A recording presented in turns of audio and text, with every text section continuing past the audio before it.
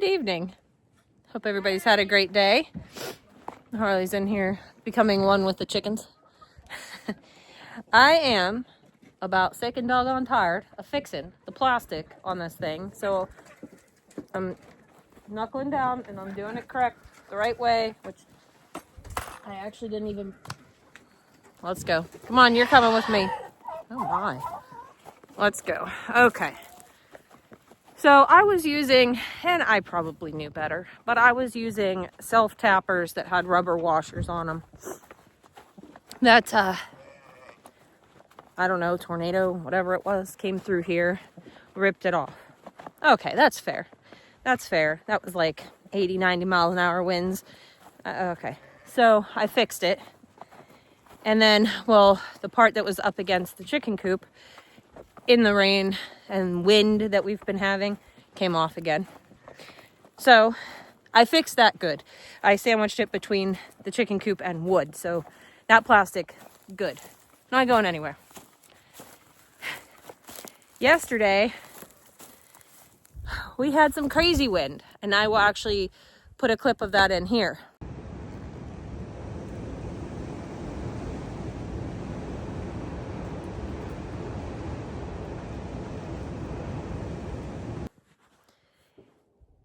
That wind intensified later on towards dinner time, and we had a crazy gust of wind come through that was, I don't know, just almost as bad as when we had all those tornadoes come through. There was like 6 of them that went through western Pennsylvania that day.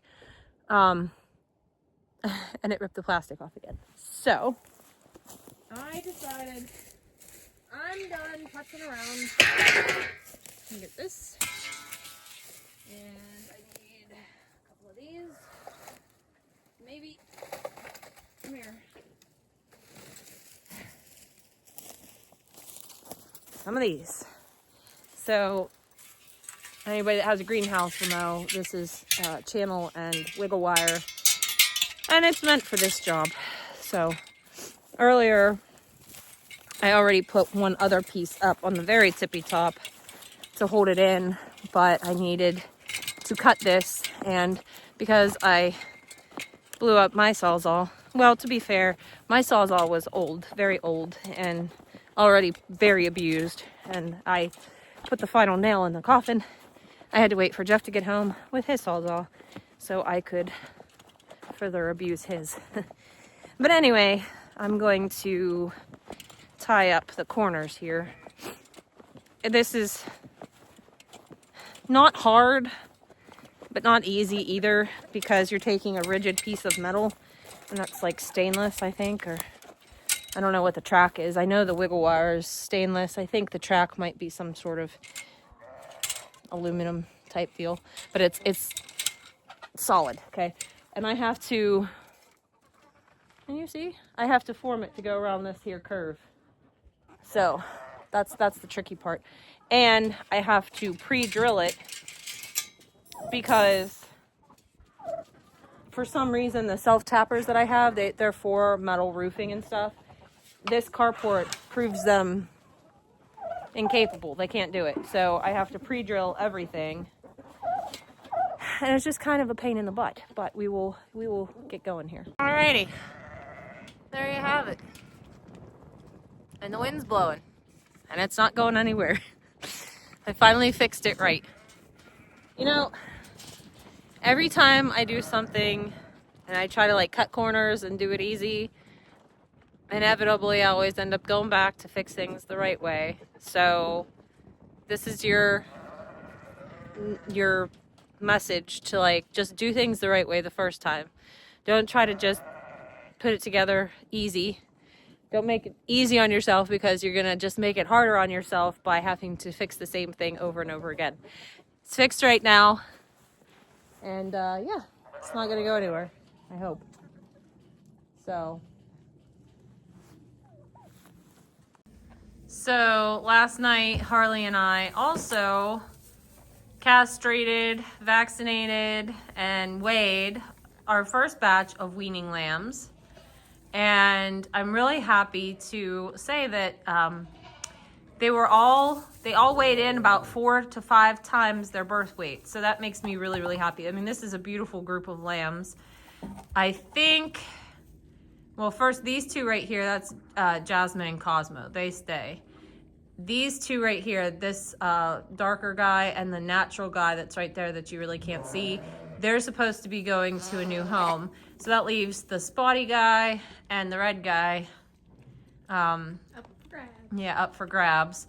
If all else fails, they'll be destined for freezer camp. So that's where they're headed. Then we have in the back, Ronnie, Ramke, my black ram that I'm keeping. And then we have Poppy and Yarrow, our 2 newest ewe lambs. So I'm really, really happy with the 4 to 5 times birth weight. I haven't used a creep feed system, and I am going to be implementing that next time just to help get the weaning weights up faster, just so that I can get them to like butcher weight faster. So, sorry, trying to straighten you guys up because we're in the barn and we're going to be cleaning stalls. So our lambing concluded on the 24th. We had a beautiful little dark red-headed ewe lamb, and we named her Yarrow, and she'll be staying. We usually try to retain all of our ewes. I decided that I think I'm on the fence here, but I think I'm going to sell 2 of our senior rams, Ramstein and Fozzie, because I think I want to replace them with a registered Hamp or Dorset Advantage.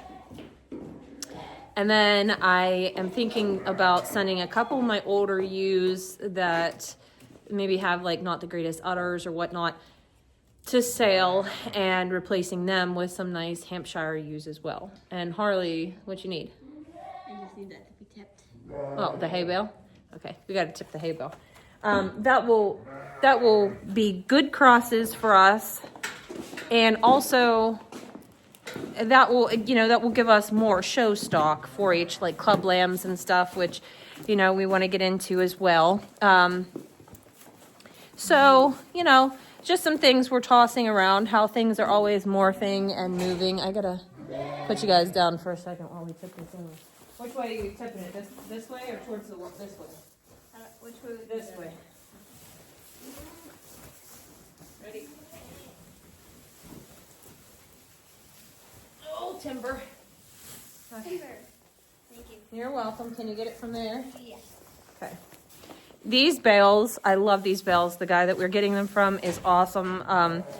They're Alfalfa Timothy, but they're funny in the center. So when she peels around the outside so far, we have to lay them down, and that will actually just like explode. It's crazy. But anyway, yeah, so we're constantly morphing until we get everything exactly the way we want it, which I think that's part of it. We got really lucky with the ewes that we originally purchased, the first group of ewes. They have been wonderful. They've been good moms. They've given us beautiful babies, but they age out and you have to replace them with new stock. So,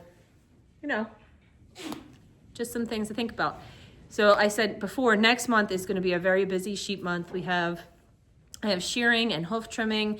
I need to separate breeding groups so that I can start flush rations to promote, good ovulation. And yeah, it's going to be a lot. I have another batch of lambs to wean, but those ones are all staying here, so not a big deal. But, it's always fun. It's always exciting. And the goats are kind of just like chill right now. I'm expecting kids in June and August, I think. So that's cool. I really want to get them on a better schedule. So like a breeding schedule, because it's so staggered right now. But I'm just basically trying to see who will get pregnant and who is not getting pregnant. Whoever doesn't, is going on down the road. And then whoever does, then eventually I'll get them on a better schedule. So we'll go with that. You're grounded. Get. Danny doesn't like you. You're stuck in my pocket. See, can't you leave me like her?